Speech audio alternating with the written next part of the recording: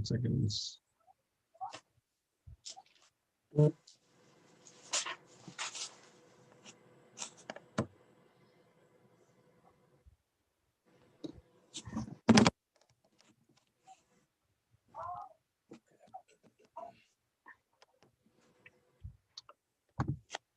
Bismillah. اللهم صل على محمد وآل محمد. بسم الله الرحمن الرحيم. اللهم إني أسألك برحمتك التي وسعت كل شيء وبقوتك التي قهرت بها كل شيء وخزلها كل شيء وذللها كل شيء وبجبروتك التي غلبت بها كل شيء وبعزتك التي لا يكون لها شيء وبعظمتك التي ملأت كل شيء وبسلطانك الذي على كل شيء وبوجهك الباقي بعد فناء كل شيء وبأسمائك التي ملأت أركان كل شيء وبعلمك الذي أحاط بكل شيء وبنور وجهك الذي أضاء له كل شيء يا نور يا قدوس يا نور يا قدوس يا نور يا قدوس يا أول الأولين ويا آخر الآخرين. اللهم اغفر لي الذنوب التي تحت كل إثم. اللهم اغفر لي الذنوب التي تنزل النكام.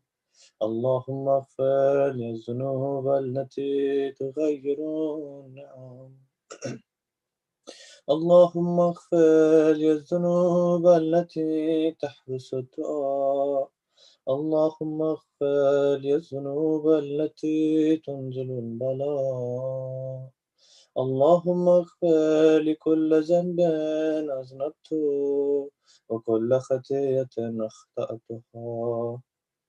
اللهم إني أتقرب إليك بذكرك وأستشفئ بك إلى نفسك وأسألك بجودك أن تدنيني من قربك وأن توزعني شكرك وأن تلهمني ذكرك. اللهم إني أسألك سؤال خاضع متذلل خاشع أن تسامحني وترحمني وتجعلني بك اسمك راضيا قانعا وفي جميع الأحوال متواضعا. اللهم أسألك سؤال من ازددت طاقته وأنزل بك عند الشدائد حاجته وعزم فيما عندك رغبته. اللهم أزم سلطانك وعلى مكانك وخفي مكروك وزحر أمرك وغلب قهرك وجرت قدرتك ولا يمكن الفرار من حكومتك. اللهم لا أجد لذنوبي غافرا ولا لكبائح ساترا ولا لشيء من عملي القبيح بالحسن مبدلا غيرك. لا إله إلا أنت سبحانك وبحمدك ظلمت نفسي ظلمت نفسي ظلمت نفسي فتجرأت بجهلي وسكنت إلى كريم ذكرك لي بمنك علي.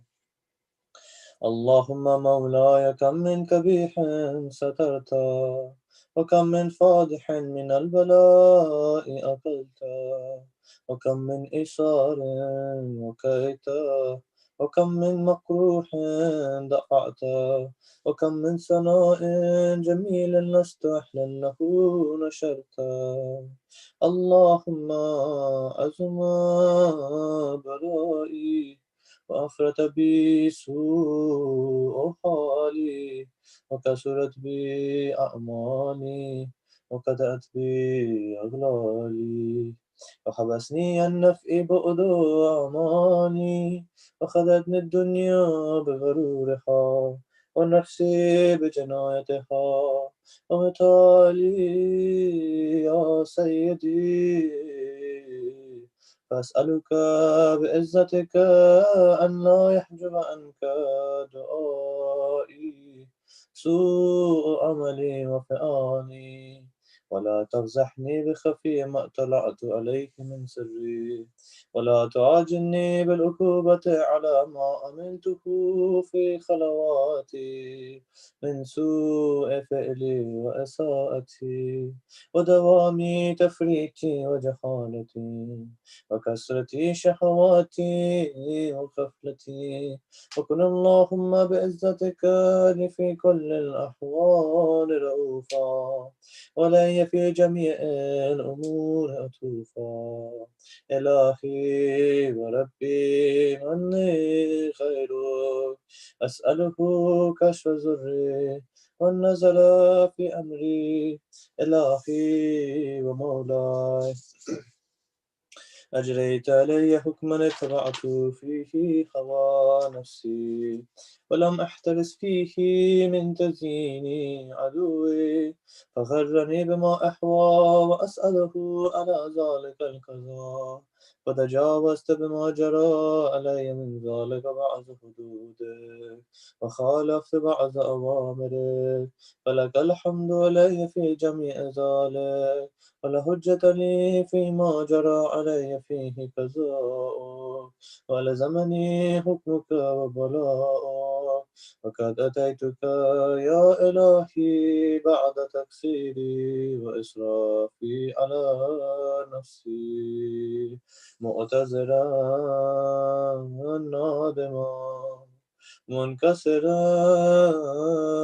مستكيلا مستغفرا منيبا مكرا مذعنا معترفا لا أجد مفرا مما كان مني ولا مفزعا أتوجه إليه في أمري غير قبولك عذري وإدخالك إياي في سعة من رحمتك.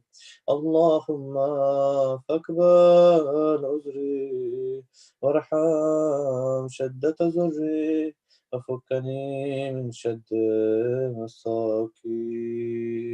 يا رب ارحم ضعف بدني يا رب ارحم ضعف بدني يا رب ارحم ضعف بدني. ورقة جلدي ودقة عزمي يا من بدا خلقي وذكري وتربيتي وبري وتغذيتي هبني لابتداء كرمك والصالح برك بي يا إلهي وسيدي وربي أتراك مؤذبي بنارك بعد توحيدك وبعد ما انتوى عليه قلبي من معرفتك ولهجا به لساني من ذكرك واعتقده ضميري من حبك وبعد صدق ترافي ودعائي خاضعا لربوبيتك هيهات أنت أكرم من أن تزيأ من ربيته أو تبعد من أدنيت، أو تشرد من آويت، أو تسلم إلى البلاء من كفيته ورحمت. وليت شعري يا سيدي وإلهي ومولاي، أتسلط النار على وجوه خرت لعظمتك ساجدا، وعلى ألسن نطقت بتوحيدك صادقا، وبشكرك مادحا، وعلى قلوب ترفت بإلهيتك محققا، وعلى زمار أحوت من العلم بك حتى صارت خاشعة، وعلى جوارح سأت إلى أوطان تعبدك طائعا، وشارت باستغفارك مذئنا.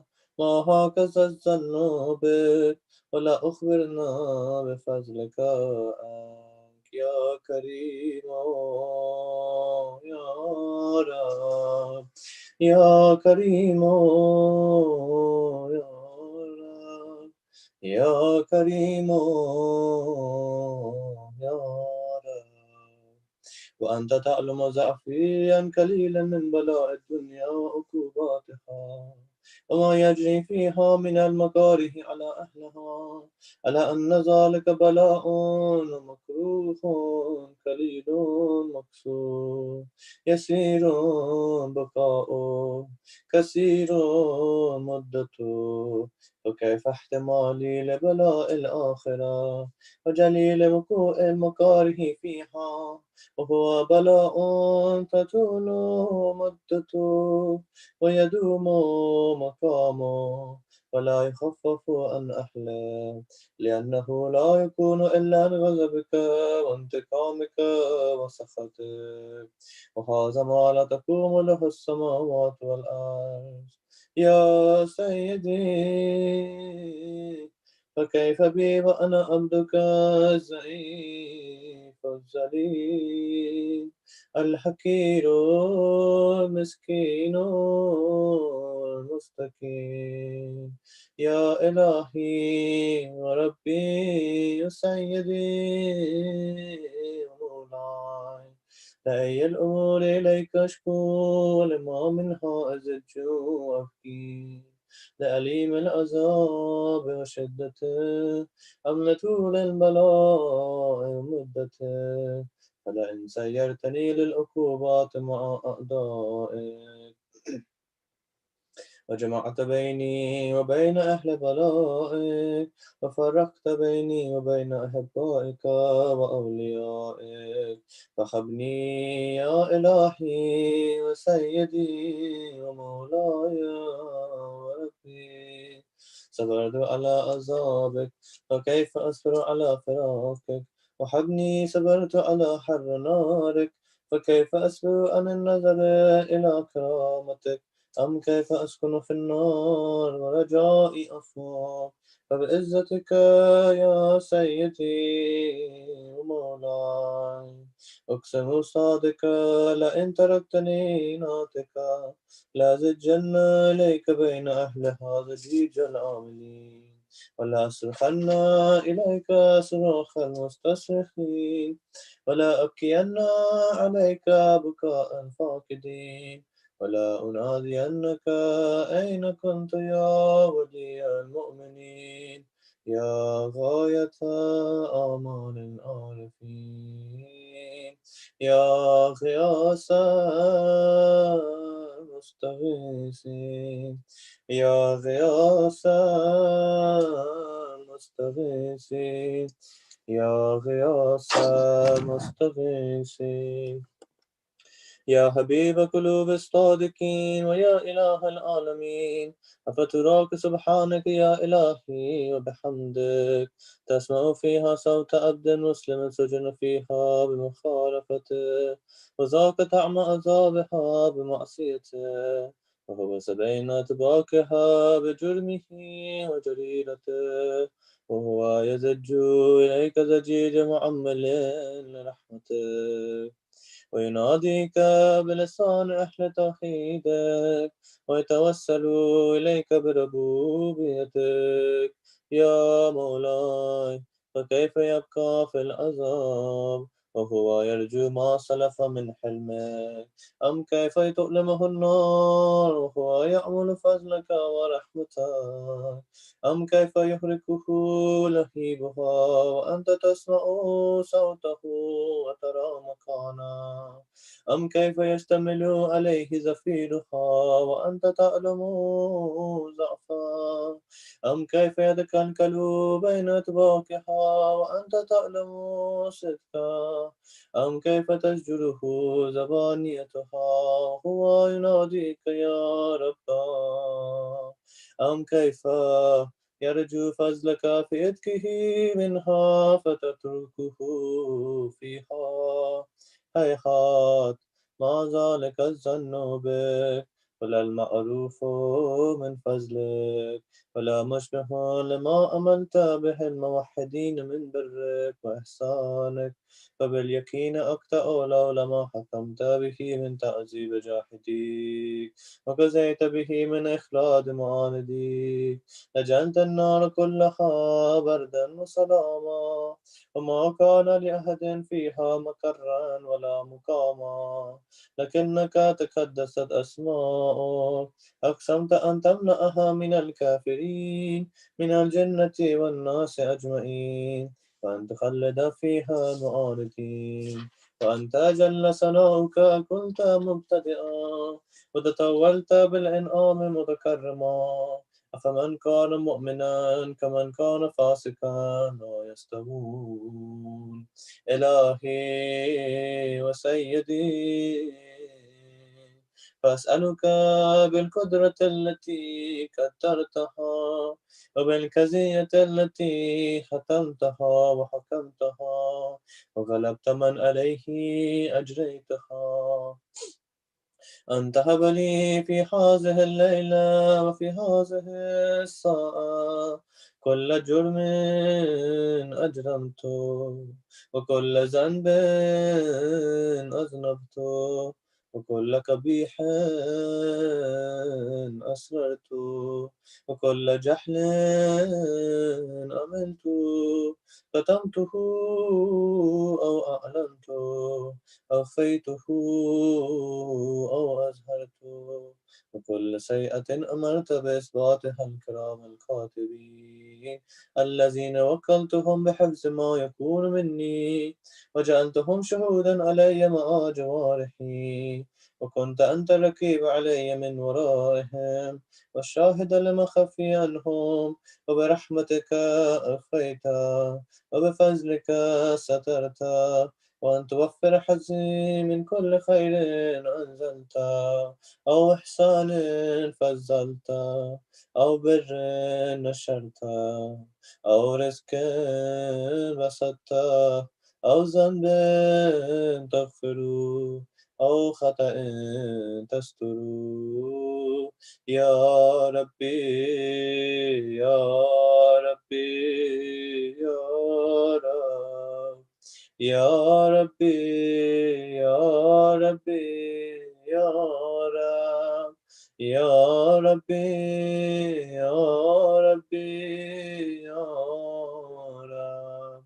يا إلهي وسيدي ومولاي ومالك ركي يا من بيده ناصيتي يا أليما بزري ومسكنتي يا خبيرا بفقري وفاقتي. يا ربي يا ربي يا رب يا ربي يا ربي يا رب يا ربي يا ربي يا رب. أسألك بحقك وقدسك وعظم صفاتك وأسمائك أن تجعل أوقاتي في الليل والنهار بذكرك مأمورا وبخدمتك موصولا وأعمالي عندك مقبولا حتى تكون أعمالي وأولادي كلها وردا واحدا وحالي في خدمتك سرمدا. يا سيدي يا من عليه مؤولي يا من إليه شكوت أحوالي. يا ربي يا ربي يا رب يا ربي يا ربي يا رب يا ربي يا ربي يا رب.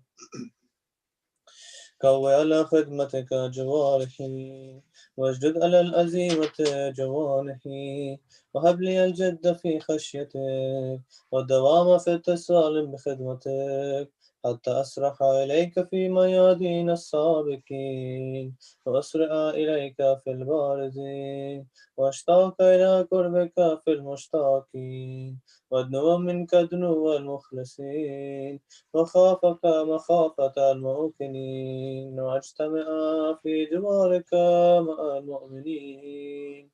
اللهم من أرادني بسوء فأرده، ومن قادني فكده، واجعل لي من أحسن عبيدك نسيبا عندك، وأقربهم منزلة منك، وخسهم زلفة لديك، فإنه لا ينال ذلك إلا بفضلك. وجد لي بجودك، وعطف علي بمجدك، واحفظني برحمتك، واجعل لساني بذكرك لهجا، وقلبي بحبك متيما، ومن علي بحسن إجابتك، وكلني أسرتي، واغفر زلتي، فإنك كزيت على عبادك بعبادتك، وأمرته بدعائك، وزمنت لهم الإجابة. فإليك يا ربي نصبت وجهي، وإليك يا ربي مددت يدي، فبعزتك استجب لي دعائي، وبلغني مناي، ولا تعتأ من فضلك رجائي، واكفني شر الجن والإنس من أعدائي، يا سريع الرضا يا سريع الرضا يا سريع الرضا. اغفر لمن لا يملك إلا الدعاء، فإنك فعال لما تشاء. يا من اسمه دواء، وذكره شفاء، وطاعته غنى. ارحم من رأس ماله الرجاء، وصلاحه البكاء. يا سابغ النعم، يا دافع النكام، يا نور المستوحشين في الظلام، يا عالما لا يعلم، صل على محمد وآل محمد، وافعل بما أنت أهله. وصلى الله على رسوله والأئمة الميامين من آله، وسلم تسليما كثيرا كثيرا. اللهم اللهم صل. صل على محمد وعلى محمد فرجهم. Jazakallah, brother Daniel. May Allah accept your recitation. Assalamu alaikum, Shaykh. السلام عليكم ورحمة الله. أعوذ بالله من الشيطان الرجيم. بسم الله الرحمن الرحيم. الحمد لله رب العالمين، والصلاة والسلام على سيدنا ونبينا أبي القاسم المصطفى محمد وآله الطاهرين. اللهم صل على محمد وآل محمد وعجل فرجهم. الخطبة 29. لا يمنع الضيم الذليل، ولا يدرك الحق بالجد. أي دار بعد داركم تمنعون، ومع أي إمام بعدي تقاتلون. Continuing with khutbah number 29, in which once again Amir al-Mu'mineen alayhi salam was complaining about the Kufans and scolding them for their shortcomings. Sometimes, certain shortcomings are forgivable. Sometimes you're just falling short and doing the wrong thing at the worst time. And that's what the Kufans, that's the situation that they were in. They were making the mistakes at the worst time ever. And so Amir al-Mu'mineen is scolding them. And as was said before, in this khutbah, the Imam is speaking to them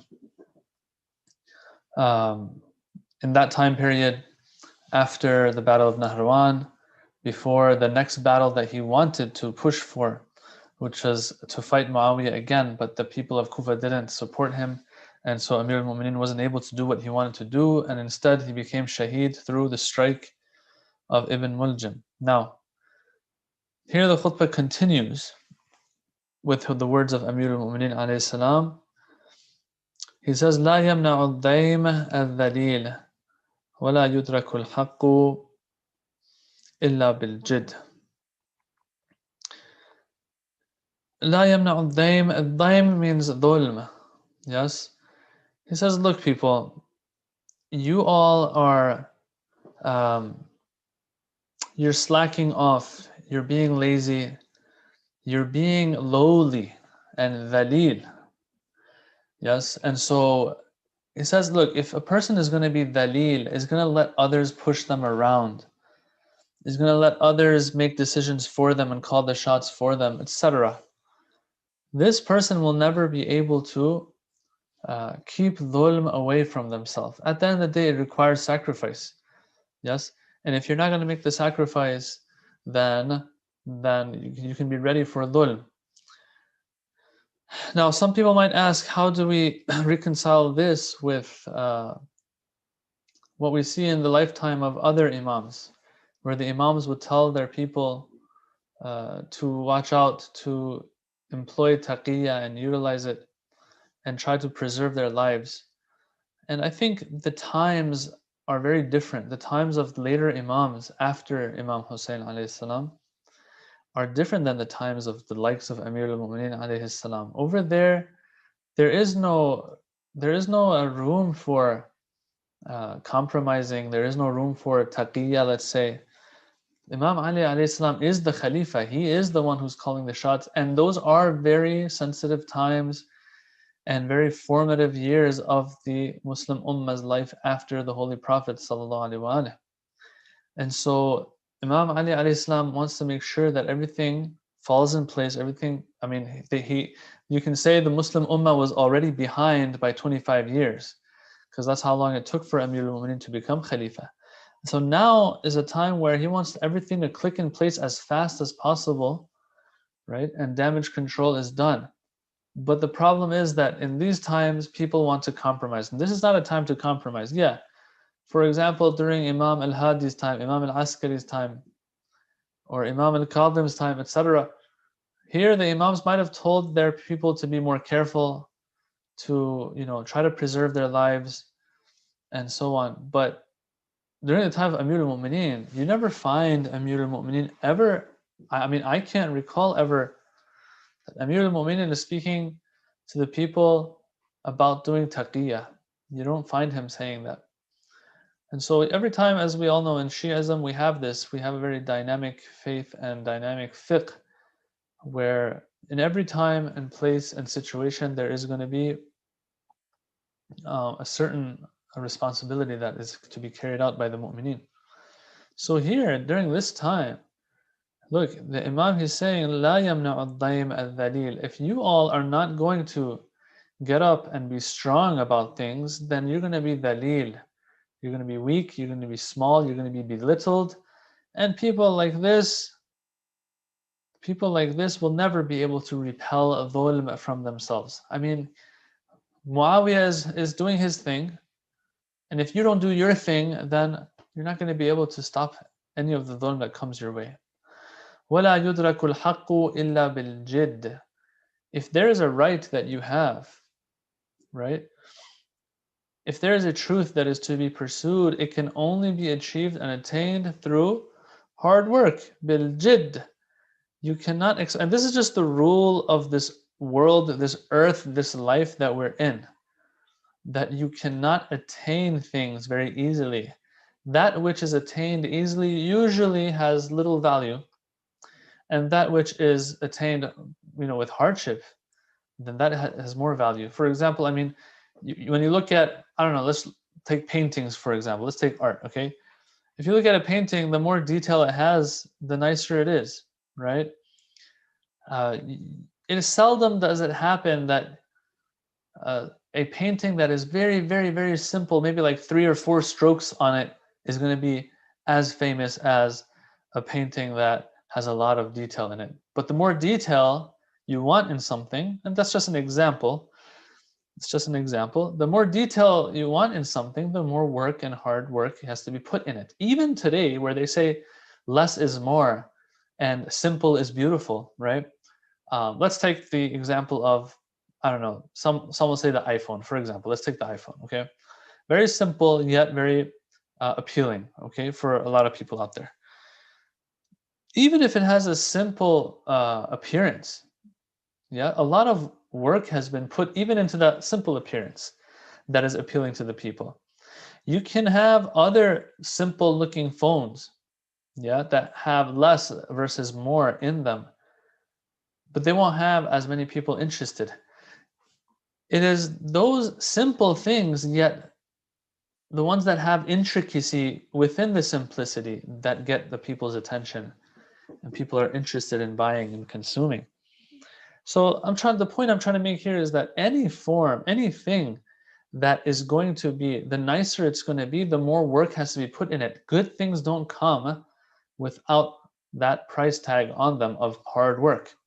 And so here Amir al-Mu'minin says, look, this is the rule of this world, is that لا يدرك الحق إلا بالجد. If there's something good out there, if there's a truth out there, if there's a right that you own out there and are entitled to, lots of times it will not be achieved and secured except with hard work. In other words, you Kufans, you were there for me in the beginning, but you have to be here for me in the end. What were we after to begin with? We were after establishing Islam the way it's supposed to be. We were after stopping the fitna of people like Muawiyah, the people who were involved in Jamal, for example. We want to put an end to that. For what purpose? For the purpose of securing Islam, guaranteeing Islam's survival, right? That was the goal. So if that's the haqq that we're after, if that is the right that you have over the enemies of Islam, or if that is the right of all Muslims till the end of times, this can only be secured by hard work. If that is the goal has not been achieved yet after the Battle of Nahrawan. It's still time to go and fight Muawiyah, because Muawiyah is still doing his thing. So in the end, that is our criteria. Amir al-Mu'minin is saying implicitly here, he's saying that's my criteria, is have I secured that which we were after from the get-go? We have not secured it yet. That is the haqq that we're after, and so it's going to take hard work. We're not done yet. Yes, you helped me in the Battle of Jamal, you helped in Siffin, you helped in Nahrawan. We're not done yet, so it's still time to move on. أي دار بعد داركم تمنعون ومع أي إمام بعدي تقاتلون. This one is a sad one. It says, look, you're abandoning me for what? For your own homes, right? You are abandoning me for your own homes, but what's going to happen eventually? The enemies are going to come into your homes. If you're not going out to intercept the enemies, then they're going to eventually make their way to your homes and take your homes. And once your homes are taken, what other home are you going to have that you want to protect? It's a very important point here he's making, and very nicely wording it. He says, look, all of this compromise that you're making in helping me out and helping Islam out is for what? Is your homes, right? That's one of the main reasons. They would say that we want to take care of our families, we want to take care of our homes. So Amir al-Mu'mineen is saying, like, we have to go intercept the enemy. We have to go fight them outside of our borders, because once they make their way in and they take our homes from us, then what is left for us to protect anyway? That was the whole point. And so some have said, some might understand these words like this. There's another interpretation here as well, that what is meant by home here is the home of Islam, Darul Islam. That, look, if we don't go and take care of business with Muawiyah, and eventually Islam is harmed, right? Then what is there after that to protect? This home of Islam, this refuge of Islam and abode of Islam that we were blessed with, what are we going to do after Islam is destroyed? Okay, you're going to live your lives, but what's the point of it all?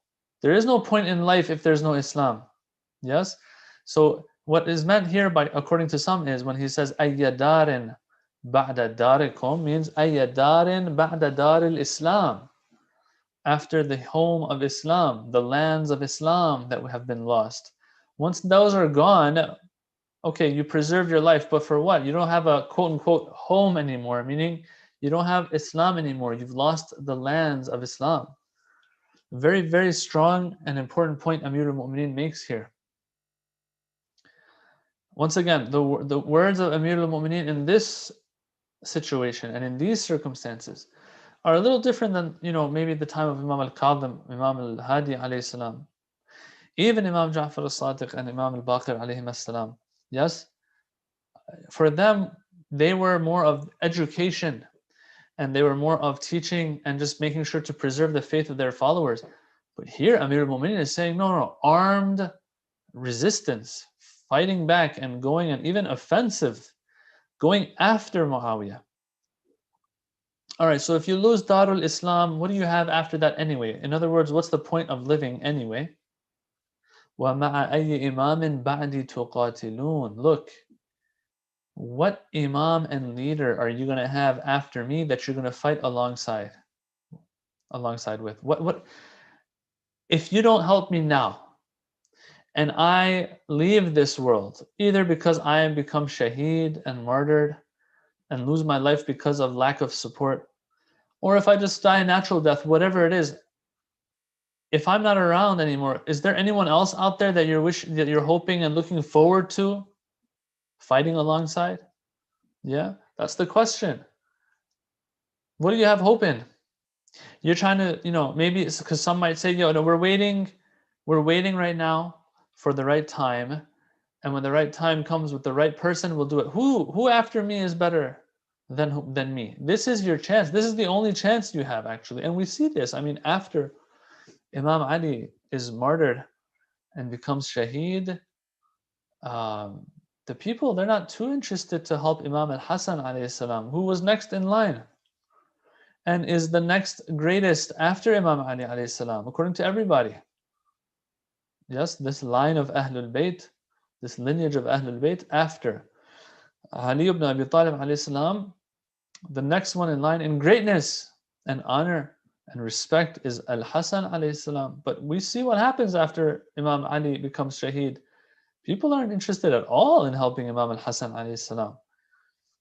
If during the time of Amir al-Mu'mineen they abandoned him, during the time of Imam Hassan, some people tried to assassinate him, of his own army actually, according to some reports. So the Imam here is making this point, look, it's either now or never.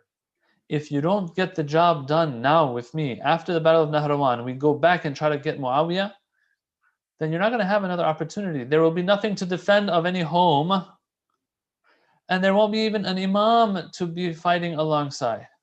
It's over. So it's now or never. Now we really ask Allah subhanahu wa ta'ala, if ever circumstances like these, and not necessarily armed resistance, just all in all, anything, if any circumstance comes up for us in our daily lives where it's now or never, that we make the right decision. If we have to make a certain sacrifice, if we have to relinquish a certain right of ours for someone else that is our brother or sister in Islam, if it means me giving up a job or a certain type of work that I have that might be haram, Now or never. We pray that Allah gives us that, tawfiq to be able to pass such tests. But the Kufans had a very, very hard test during Ali ibn Abi Talib's time, and they failed it. And personally, I would say it seems that it's when you fail these tests that aren't easy, yeah, but it's when you fail these tests that even harder tests come your way.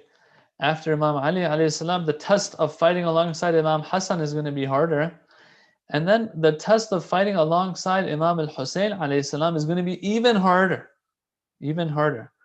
So that there is some lesson here for us that we can take from all of this, that look, when Allah sends tests our way, let's take them serious. Because if we don't, the tests that ensue might or most probably will be harder than the test that we failed before them. Al-maghruru wallahi man gharabtumuh. The Imam says, look, the deceived one. Now here the translation says, deceived is one whom you have deceived. I think that does the job. The deceived one is the one that you've deceived. In other words, look, a lot of deception takes place in this world, okay? A lot of deception takes place, but the highest form of deception is the deception that you Kufans bring upon others, bring upon a person like me, Ali ibn Abi Talib. What does he mean by that? What deception? Look, sometimes someone fools you, takes your credit card, takes your car from you, takes wealth from you, and all of that. Sometimes the Kufans, for example, what they do is they will fool you. Fool you, not that they even had the intention to fool you, but all in all, you have to rely on them. So you put your trust in their support. What happens? They abandon you. As a result, what happens? Do you lose your wealth? Do you lose your house, car, things like that? No, Islam is lost. Akhirah is lost. And that's the worst. That's as worst as that's as bad as it can get. For Akhirah to be lost, for Islam to be lost. Here it seems that Ali ibn Abi Talib is saying, look, the one, you want to know who's deceived? The one who puts their reliance and their trust in you, O Kufans. That's the problem. Why? Because everything is lost as a result. If I lose wealth in this life, I haven't lost everything. But if I lose Islam, if I lose Iman, if I lose Akhirah, any of these equals loss of everything. Yeah. And so you all are the ones who trusting them equals being the biggest loser and the one who has lost the most and deceived the most. That's how problematic you are. وَمَنْ فَازَ بِكُمْ فَقَدْ فَازَ وَاللَّهِ بِالسَّهْمِ الْأَخْيَبِ. Here it says, now the translation, I'm going to read it to you and I'm going to explain how sometimes the translation might not get the point across. It says here, the translation says, you are like, yes, he who is successful with you receives only useless arrows. Okay, that is one translation that we have. But when you look at what these commentators have said, it kind of translates to this, that you are like a person who, in a raffle, gets the ticket that says loser on it. Okay, now that is, I'm just paraphrasing here. That's not, I'm not translating verbatim what the text is saying here. What is as-sahm al-akhyab, the losing ticket? Or sahm in Arabic means arrow, of course, and that's why the translation that I have in front of me, the English translation, the famous one, it says, he who is successful with you receives only useless arrows. Yeah. Sahm does mean arrow. So what's going on here? The losing arrow. Well, sahm means arrow, but sometimes it also means that stick that is used in a raffle. Back in the day, during the Jahiliyyah times, it is said that the Arabs, when they wanted to have a raffle and they would gamble, what they would do is, for example, they wanted to divide the meat of a camel. that had been slaughtered, okay? What they would do is they would gather, 10 people would gather, and there would be sticks, 10 sticks for these 10 people. 10 sticks. The first stick, they would write 1 share. The second stick would say 2 shares. Third stick would say 3 shares, all the way to 7. The seventh stick would say 7 shares on it, okay? And then stick number 8, 9, and 10, they would like write loser on it, all right? Or akhyab, or maybe khaib, which means loser, okay? The one who doesn't get anything. And they would mix these up together, and they would start drawing out a stick for each person. All right, so this camel, or this camel meat, would be divided into 28 parts, right? Stick number 1 to number 7. All right, 1 share for number 1, 2 shares for number 2, 3 shares for number 3. So that equals 1 plus 2 plus 3 plus 4 plus 5 plus 6 plus 7, which equals 28. 28 parts of this 28 parts of this camel would be shared between 7 individuals. The 7th, of course, the one who got the stick that had 7 shares written on it, was the most luckiest. He gets 7 out of 28 parts of the camel. The least luckiest that was getting a share was the one who would draw the stick that said 1 share on it. But the other 3 were the biggest losers. The other 3, they wouldn't get anything, number 1. And number 2, they had to pay for the camel. They wouldn't get any share. And they would also have to pay for that camel. So this was a way of gambling back then, it says here. All right, so now, doesn't sound too fun. Now there's funner things to do, but back then that's how they would do it. And so here the Imam, he says, وَمَنْ فَازَ بِكُمْ فَقَدْ فَازَ وَاللَّهُ بِالسَّهْمِ الْأَخْيَبِ. If a person wants to win through you people here, through the Kufans, and wants to succeed through them, it's like trying to succeed with that stick, or that like piece of arrow, or whatever it is, the ticket that they would have back then, that was the losing one. Yes. In other words, you can't win with these people. Who can go and cash out on a losing ticket, in some lottery? You don't win anything with a losing ticket. وَمَنْ رَمَى بِكُمْ فَقَدْ رَمَى بِأَفْوَقَ نَاصِلٍ.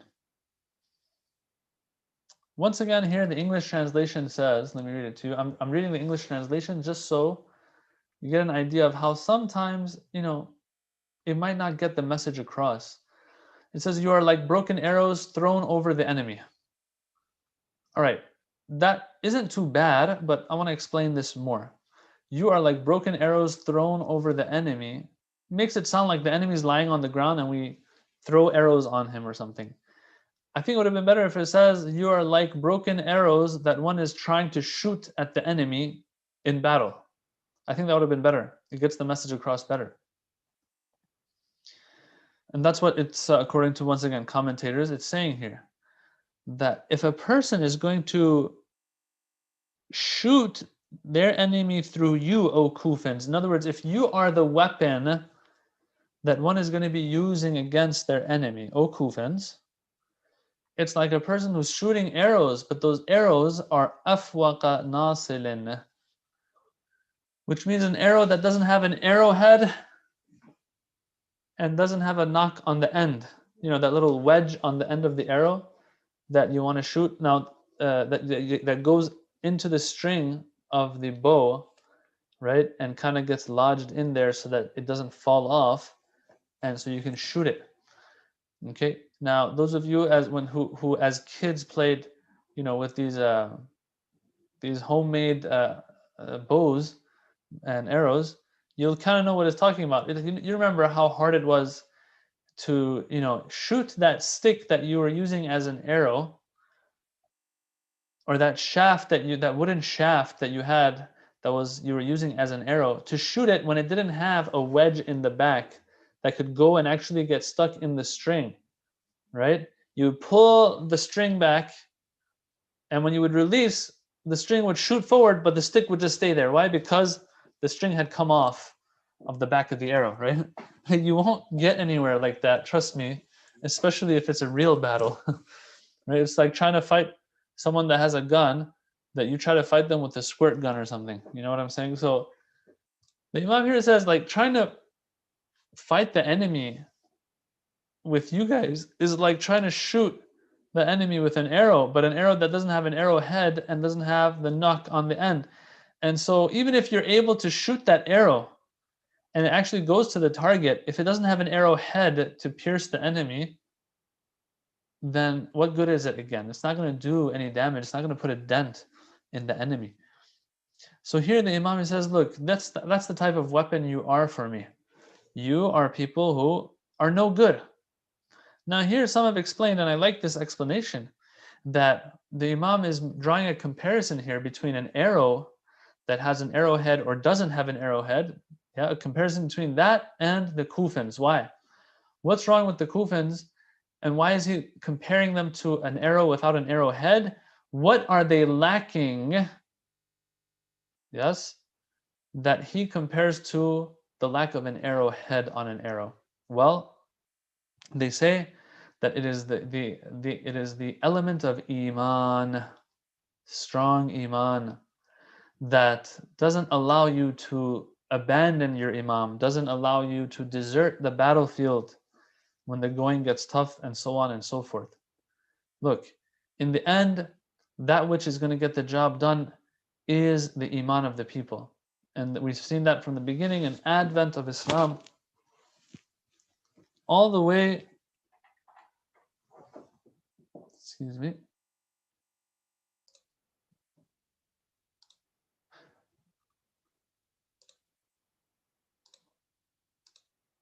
all the way till the end, meaning during Imam Ali's time, alayhi salam. You'll find this wherever the people had iman and were fighting with iman, like in the Battle of Badr, for example. You will find that they get the job done, like an arrow that has an arrowhead. And anywhere you see that they fail, it's because the iman was lacking. Most of the time that they fail is because the iman was lacking. They didn't do what they were supposed to do because of a lack of iman, and so on and so forth. Okay, so this is something that is very important. And just like the arrowhead on an arrow, you have the best looking arrow. If the arrowhead doesn't pierce the chest of your enemy, then what's the point of it? Yeah, here the Kufans don't have what it takes in that sense, cannot get the job done, no matter how many they are. It's like shooting 50 arrows at a person, but none of those arrows have arrowheads. What's that going to do to that person? What's that going to do to your enemy? Even if the Kufans are high in number, which even that wasn't the case, they deserted Imam Ali, but even if they had not deserted him, still, if you don't have iman, you're not going to get the job done. Just like that arrow that is lacking an arrowhead. As funny as that may sound, that you would fight with an arrow that has no arrowhead. All right. أصبحت والله لا أصدق قولكم ولا أطمع في نصركم ولا أوعد العدو بكم. By Allah, I am now in the position. Imam Ali says, I've reached the point where I neither believe what you say. Okay, so you're telling me you're there for me. You're telling me, that to give you some time, and for you to take a break maybe and then come back and help me out. I can't take your word anymore. Nor have any hope in you supporting me. لا أطمع في نصركم. I have no tama'. I have no inclination towards your support anymore. I'm not interested in your support anymore. You see, brothers and sisters, sometimes someone gives you something and it's over, it's done. They offer you a certain service, they do a good job, it's over. Sometimes they do a messy job. You go to the mechanic, for example. The mechanic gets the job done, you're good to go, you're back on the road. But sometimes you go to the mechanic and they don't get the job done. You know what happens? What happens is now you're kind of resting assured that I don't have to worry about my oil change anymore. My oil is changed, it's fresh. Not knowing that this guy didn't do a good job, forgot to fill up your oil. Before you know it, your whole engine is up in smoke. Yeah? And now you have to fix an engine. or maybe replace the whole thing. Why? Because of that mistake. You took it to the mechanic. The mechanic did some work on it. Yeah, I mean, it's not like he didn't do any work on it, but he did a messy, sloppy job. And so as a result, what happens? As a result, now you have double, if not triple, if not quadruple the problem on your hands. Here, Ali ibn Abi Talib says, I'm not interested in your support anymore. First of all, you keep telling me support, support. I can't even believe you. But even if I was going to believe that you're going to be there for me, I've seen how you've done it before, and you're just not going to do the right job for me. And since you're not going to do the right job, then it's going to cause even more trouble for me. Think about it. If Amir al-Mu'mineen is going to go to the battlefield against Muawiyah, then his people betray him and abandon him there in the middle of the heat of the battle. That's worse. Might as well not come with me to begin with. Imam Hussein alayhi salam, on the night of Ashura, very famously we are told that he asked people, and even a few days before that, he's telling people, if you want to go, it's time to go. Especially on the night of Ashura, hey, if you want to go, go. Because why? Because tomorrow on the battlefield, I can't have people fleeing from the battlefield. Like this whole thing that's taking place right now, there's a lot of reasoning behind it, the Battle of Karbala, and me not giving bay'ah and all that stuff. And we have to look strong as possible.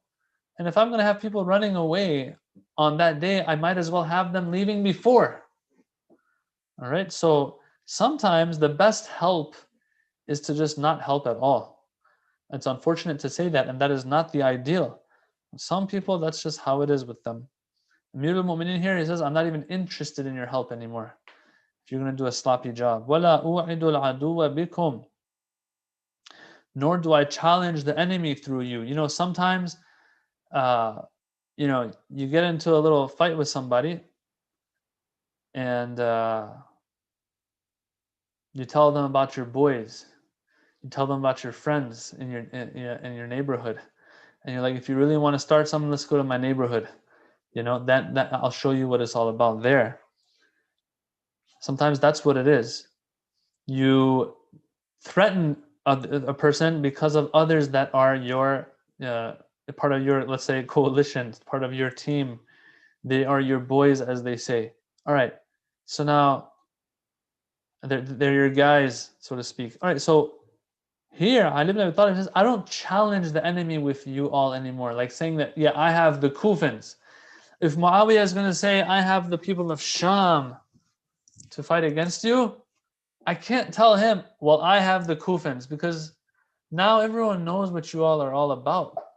You're just not up to the task, and you're weak. That's the point I've reached, he's saying to them. Ma balukum. Now this is, I know I keep saying that, this part is sad, but this part is really sad. Ma balukum. Ma dawa'ukum. Ma tibbukum. Ma balukum kind of means like, what is wrong with you? Like literally, what is wrong with you? In the story of Prophet Yusuf, alayhi salam, the Quran uses the same expression. When they come after Prophet Yusuf, they're like, we want your help. After he's been in the prison for that long, he says, first go and ask the women of Egypt, Ma balu niswati allati qatta'na aydiyahun. Go ask them what the matter was with them that they cut their hands. Was it me who kind of like approached them? Was it me who was malicious, or were they the problem? Ma balu niswati allati qatta'na aydiyahun. Here, over there, it says ma balu niswa. Here the Imam says ma balukum. What is wrong with you? What is the matter with you? Like, in other words, I can't figure out what the solution is. What am I supposed to do with you? It's kind of like when a child is such a problem child that, the parents just kind of like give up. That, the mom just like sits down on the ground and starts crying and just says like, I don't know what to do with you anymore. I've tried everything. Here Amir al-Mu'mineen says, I don't know what to do with you anymore. What's the matter with you? What is wrong with you people? Ma dawa'ukum. What is your cure? What medicine do I have to give you that is going to cure you? In other words, I couldn't find it. And if, trust me, if Imam Ali can't find the cure to a problem, then I don't think anybody can. Then he says something else that I want to talk about. He says, Ma tibbukum. What is, not your medication now, what is your medicine? All right, and by medicine here, I mean the infinitive of the word. Yeah. When they say he's studying medicine or she is studying medicine, that means the discipline of medicine, that the system of diagnosis and curing and medication, right? All of that coming together to be able to identify symptoms in somebody, diagnose, and then finally give the right medication and prescription for the cure, and eventually the outcome of this person's health. All of this is referred to as medicine, you know, that system, that discipline, okay, that people get degrees in. Here he says, what's your cure? What's your medicine?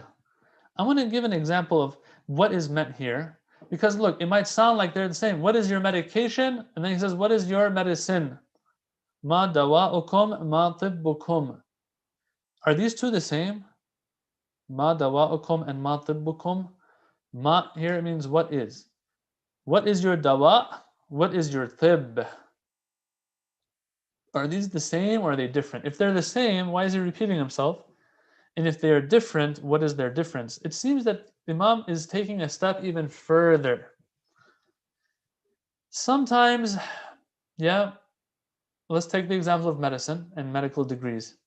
Sometimes you and your colleagues, you're all doctors, physicians, you've graduated from the same, you know, universities here, like let's say in America or wherever. You've all studied the same stuff. You all come from the same medical background, same professors, all that stuff. Yet you can't figure out the cure, and you have a difference of opinion on the cure of a certain individual. Here, you all share the same medical degree and medical background. The medicine that you practice is the same. You just can't find out what medication to use in this particular case. Okay? But sometimes you've studied medicine, right? You've studied medicine, you know, contemporary and modern medicine, and then someone else has studied traditional medicine. And traditional medicine in India, another one from China, another one from Iran, for example, and so on and so forth. You all don't even share the same medical background. It might even be hard to refer to you as colleagues of each other, right? Here, the problem becomes multifold. If a certain individual is suffering from something, right? Sometimes you know that your medical background is enough to figure out the medication of this ailing individual, right? But sometimes you feel like this is a whole different genre of illness. It's something that just modern day medicine, for example, cannot address. Maybe the traditional medicine out there can address it. Who knows, right? And I'm not taking any sides here. You know, we always have this whole thing of traditional medicine versus, you know, modern medicine and so on. This is just an example. The Imam here, alayhi salam, he says, what is the, what, I can't even identify which medical background you're supposed to have to address this problem that you all have.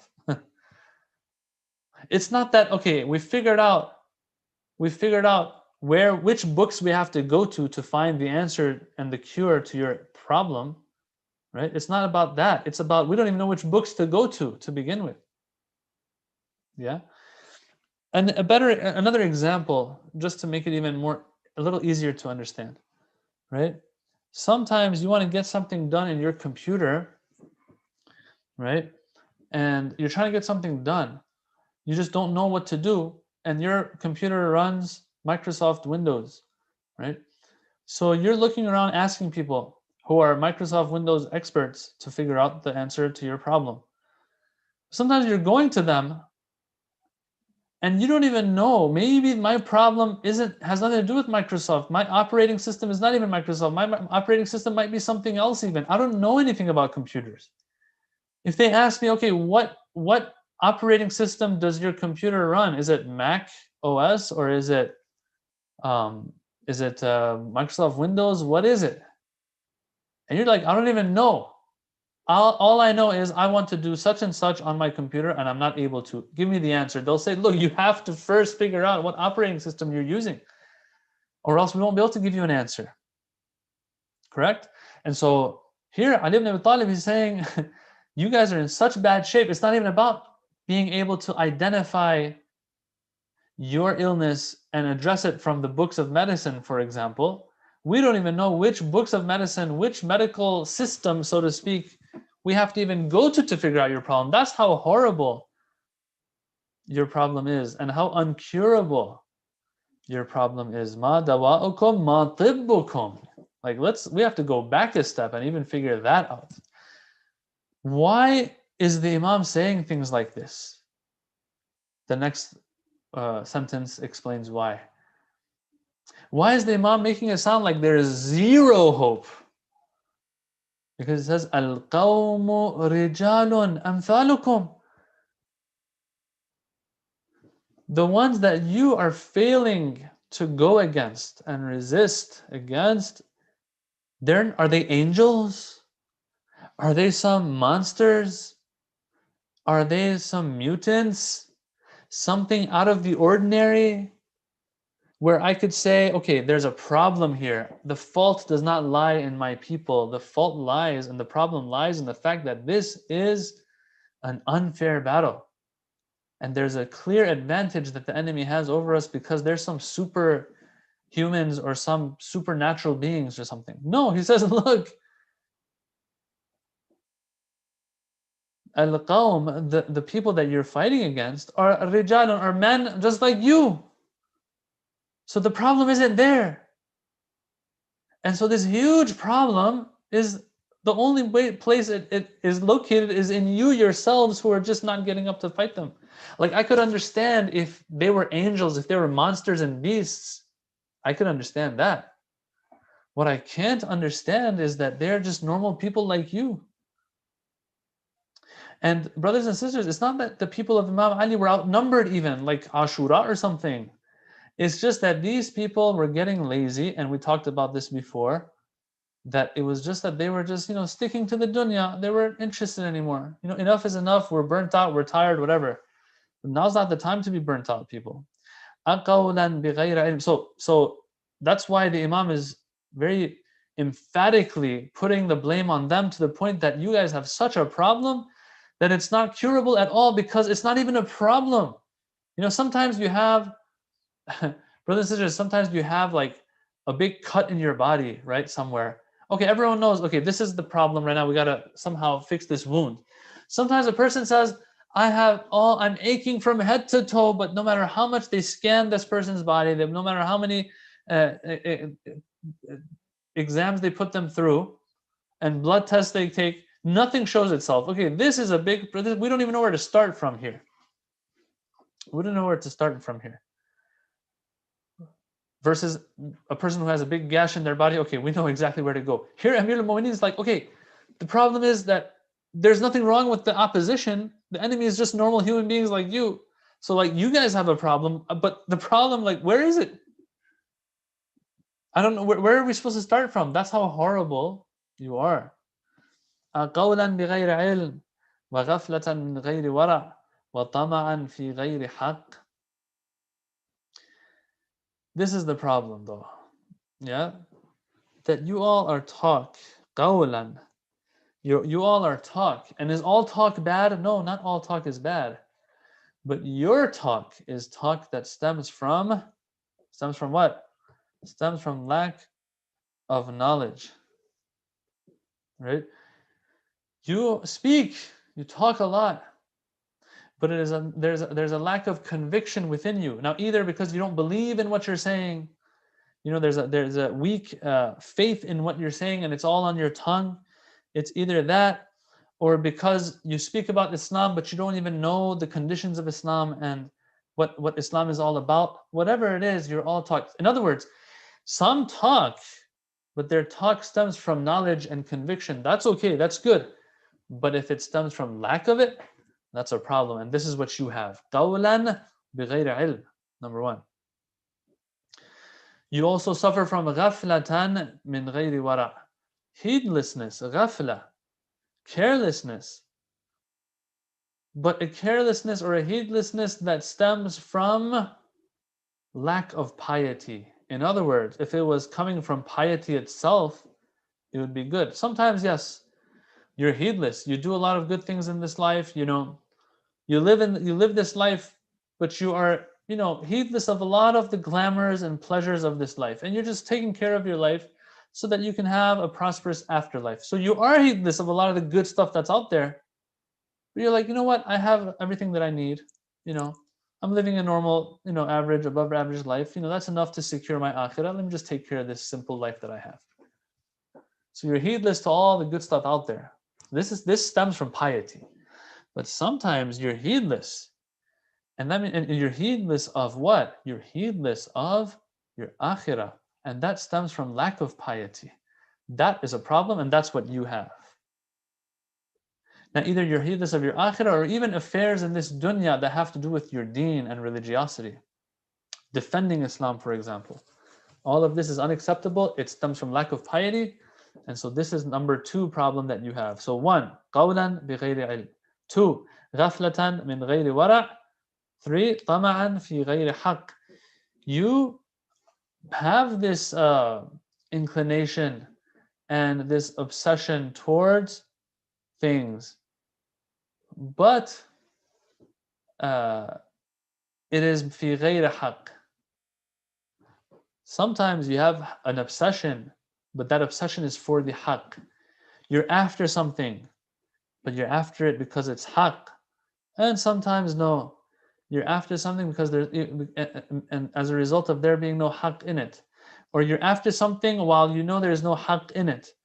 You are trying to stick to this life, but you know that there is no haqq in this life for you when you're making such a decision of turning your back on me and Islam and all of that. Yeah, it's unacceptable. And that is the third problem. You have tama in this dunya and sticking to the life of this dunya, yeah, versus akhirah and compromising on akhirah. If ever you compromise on akhirah for dunya, then that is not haqq, that is batil, that is unacceptable, and that is a unjustified tama'. So these are the three problems that you have. So subhanallah, Amir al-Mu'minin alayhi salam really comes down really hard on them and brings the hammer down on these people here. These last few lines are very harsh lines. And this is not going to be the last khutbah in which Amir al-Mu'minin scolds the Kufans. We'll probably have more in the future as well. But it just goes to show that in that time where things are very sensitive, very pivotal, and Ali ibn Abi Talib needs their help, they didn't deliver, and as a result, this wali of Allah on earth is describing them in this way. And when the wali of Allah describes you in this way, that means that most probably, and let's not even say most probably, but rather certainly, that is how Allah sees you as well. We seek refuge in Allah subhanahu wa ta'ala from this. As I said in the beginning of the khutbah when we began it last session, this was delivered, according to Sayyid al-Radi and others, was delivered when the Dhahhak ibn Qais began attacking different parts of Muslim lands.